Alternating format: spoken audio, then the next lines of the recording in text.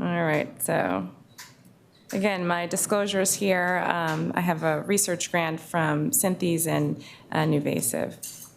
And here I want to give a special thank you to Dr. Drazen, who was a co-resident with me at Cedars-Sinai, and I really appreciate him extending the invitation for me to talk to you today. I did my training at Cedars-Sinai, and know a lot of you here. Dr. Johnson has been my mentor for the entirety of my residency, and I did a fellowship with him, and Dr. Kim as well. And Dr. Liu was my program director at Cedars when I first started. So today, again, we're just going to talk a little about human factors, the robotic learning curve, and then what happens when there's a COVID-19 pandemic and everybody stops working. So really the science of human factors, it's really a discipline that studies the interactions between humans and other elements of a system. And there's really scientific methods, data analysis principles, and applied theories that all work towards a goal of optimizing the overall system performance. And it started after World War I, when there was quite a bit of plane crashes with very highly skilled pilots with newer technology control systems. And back then, they really started to conform the human to fit the machine. But the idea has changed to really design the machine to fit the human. And this methodology is used not only in aviation and aeronautics, but technology and now healthcare. And at least half of all adverse events experienced by hospitalized patients are related to surgical procedures. And as a result, there has been quite a bit published with regards to human factors in the operating room. And the literature focuses on identifying events that may impede the ability of the team to mentally focus on critical tasks and thus threaten patient safety. So these are called workflow disruptions, which are the deviations from the natural progression of an operation that can compromise patient safety. And the workflow disruptions are not really large events that occur during a surgery, but are small events that occur that in culmination can increase a mental workload of the surgeons and the people working in the operating room, and can increase the likelihood of surgical errors. So much of the literature on human factors in medicine and robotic surgery have to do with examining robotics in urology and gynecology and general surgery robots. But the breakdowns in workflow are pretty prevalent, and they include communication with the members of the team, coordination, equipment issues, and then trying to train individuals. And the complex surgical robotic equipment increases opportunities for these technological failures and increases communication requirement for the entire team. Here, this is a brief overview of some of the flow disruptions that we have with our spine robot, and it's the same: coordination, communication, and training. So looking at the robotic learning curve, which is a little bit different than human factors, there's been a lot published in the literature about accuracy of screw placement, and it's primarily maintained, if not a little bit better. And so here's a series in 2014 that looked at 150 patients with 1,699 pedicle screws. They divided up into 5 chronological subgroups, and this was dealing with the earlier generation of the Renaissance Mazor robot. Here you can see that over the cases that the robotic placement accuracy of the screws improved from 82% to 95%, and the manual screw placement decreased from 17% to 4%, and the misplacement rate was about 1%. And you can see this inflection rate of the learning curve is about at 45 cases. So this is the standard learning curve that we have, where you start to adopt a new technology and you exponentially get better, and then you start to plateau, and then as you advance in age, the level of performance kind of dies off. Sometimes there is this secondary dip when you're trying to increase your complexity of your cases.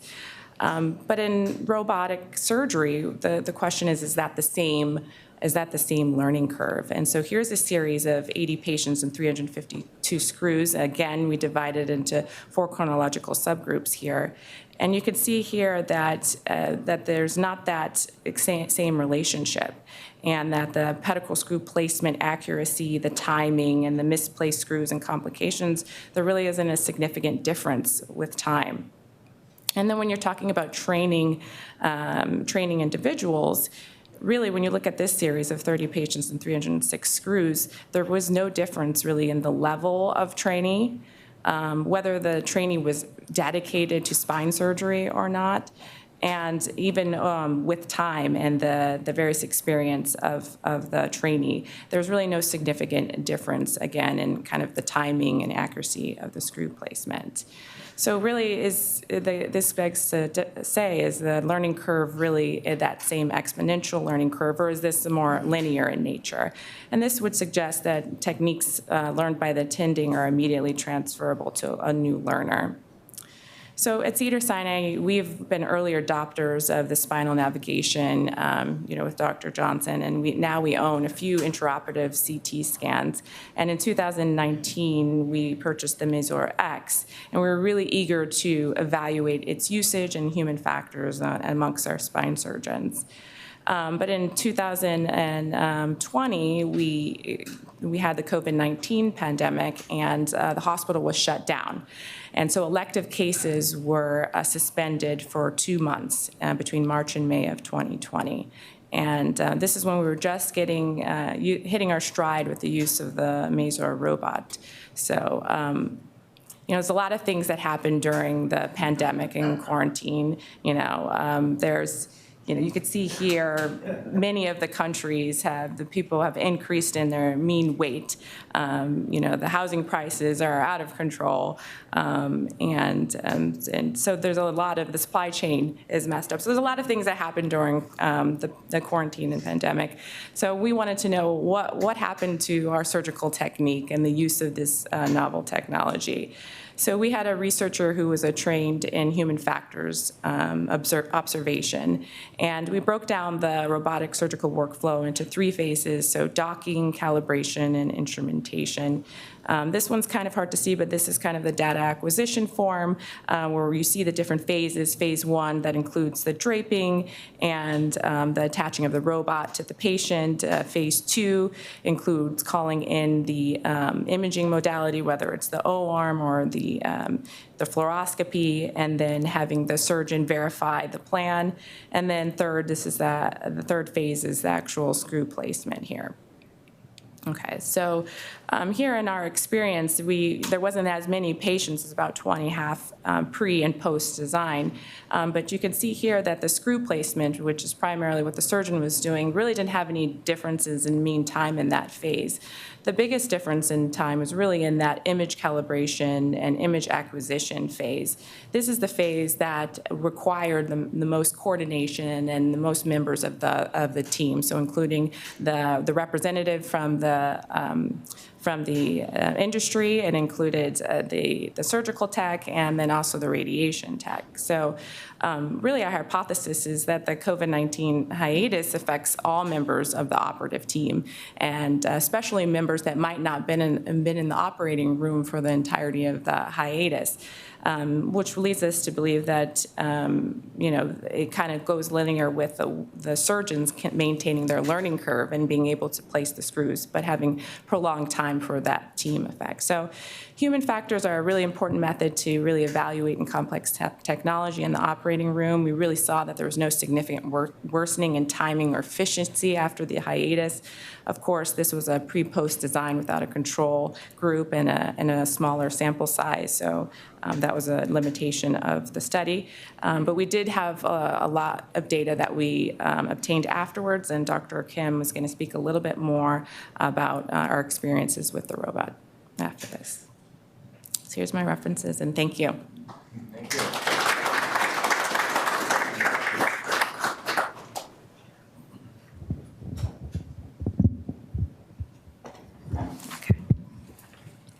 I have a question for Lindsey. Great, thank you very much, Lindsey. And please, Dr. Kim So, has a Lindsey, question. question. for Dr. Ross. With navigation, if we took a 2-month hiatus at Cedars, back in the day when we were first learning the technology, and we came back 2 months later, it would literally be like people have no idea what's going on. Completely, they forgot everything, and our data would show probably that it took a long time to get them back on track. Why do you think that? And again, we said sample size was small, so it's hard to say if it was really enough to get an effect. But if the data came out with a larger sample size that during COVID's break, there was, the performance of robotic times and the efficiency is still the same, why would you think that that would be the case for robotics but different for navigation? Like, what is the difference? Yeah, no, I think that's a great question, and I definitely think it has to do with the members of the team that are required to do the robot, and I don't think the surgeon has as much control during the robotic cases as opposed to the navigation, which I think still has a lot of surgeon control over all the steps.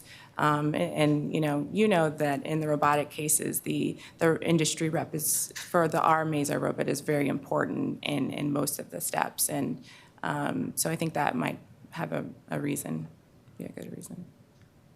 What are your thoughts? My thoughts? I'd like to hear from like people who use the Globot and the Circ and stuff. I think it's a big difference between robots too, and it'd be interesting to see. Because I don't know. I mean, I feel like with the robots, they've introduced these navigation robotic consultants that are there in the room. They come for every case, and they're there to kind of. I wonder if they're the difference, but I don't know if Globus and Depew provide that for their robots. Or Danielle? Yeah. Globus doesn't provide a dedicated robotic assistant, but they just have the rep who is trained. So, yeah, I mean... With access to CSRs. Right. So they always have someone else that they could call. It's a CSR. So it's someone who's remotely stationed that can then help the rep work through any workflow disruptions, et cetera, et cetera. But obviously, that's part of the learning curve, is the more you utilize these systems, you get to the point where you say, well, I've seen this before, I know how to deal with this. Mm-hmm. You end up utilizing those individuals less and less. All right, thank you.